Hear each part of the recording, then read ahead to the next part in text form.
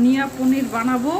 আর এই আলু ভেজে রেখেছি, আর পনির মশলা মাখিয়ে রেখেছিলাম। কালকে যে চিলি অয়েল করেছিলাম তার মশলাগুলো যে ছিল সেগুলো পেস্ট করে এর সঙ্গে মাখিয়ে রেখেছি। এবার পনিরগুলো হালকা ভেজে নেবো।